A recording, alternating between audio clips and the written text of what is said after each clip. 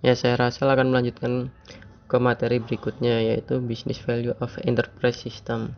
Sistem perusahaan memberikan nilai baik dengan meningkatkan efisiensi operasional maupun dengan menyediakan informasi di seluruh perusahaan untuk membantu manajer membuat keputusan yang lebih baik.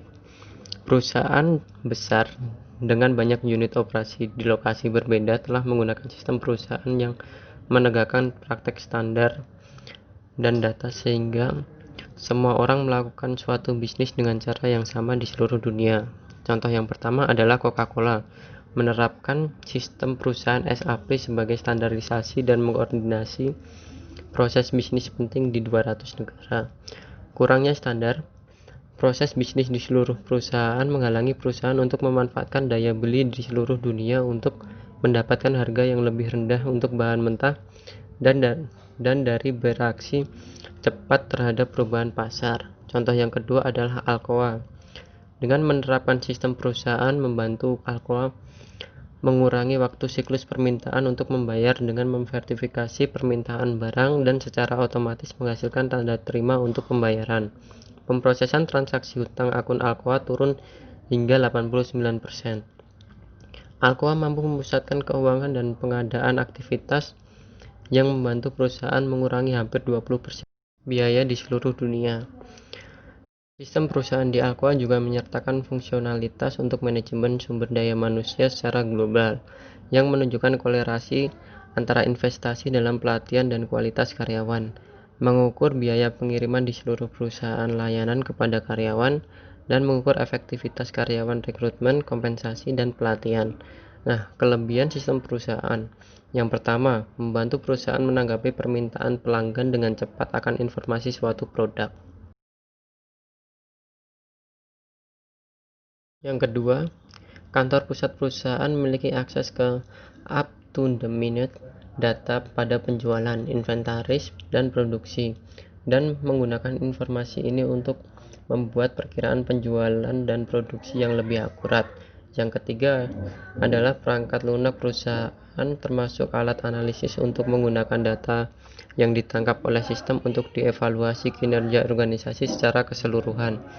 Nah, yang keempat, sistem perusahaan memungkinkan manajemen senior dengan mudah mengetahui kapan saja kinerja unit organisasi tertentu, tentukan produk mana yang paling menguntungkan atau paling tidak, dan menghitung biaya perusahaan secara keseluruhan.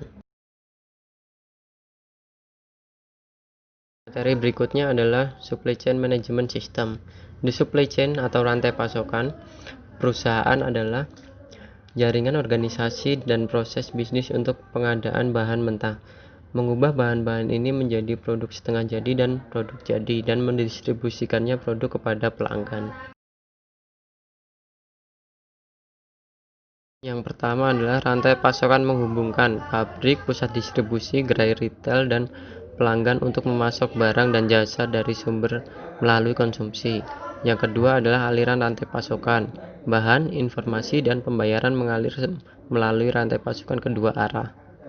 Barang dimulai sebagai bahan mentah dan saat bergerak melalui rantai pasokan diubah menjadi barang antara juga bisa disebut komponen atau bagian dan akhirnya menjadi produk jadi. Produk jadi dikirim ke pusat distribusi dan dari sana ke pengecer dan ke pelanggan. Item yang dikembalikan mengalir dalam arah sebaliknya dari pembeli kembali ke penjual.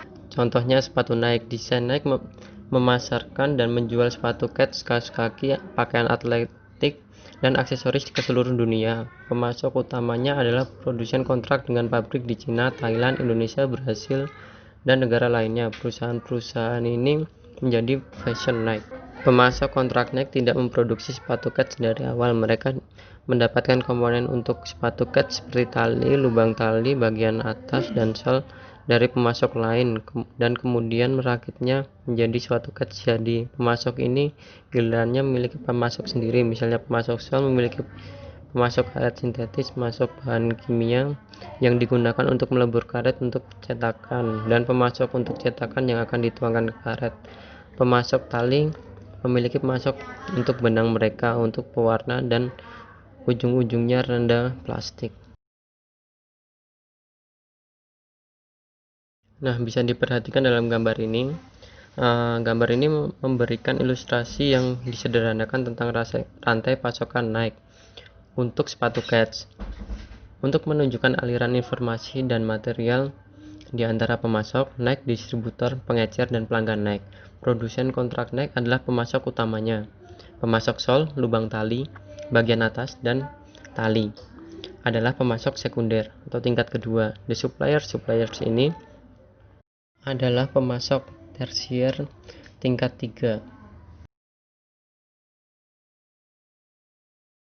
Bagian hulu dari rantai pasokan termasuk pemasok perusahaan, the suppliers, dan proses untuk mengolah hubungan dengan mereka. Bagian hilir terdiri dari organisasi dan proses untuk mendistribusikan dan mengirimkan produk ke pelanggan akhir.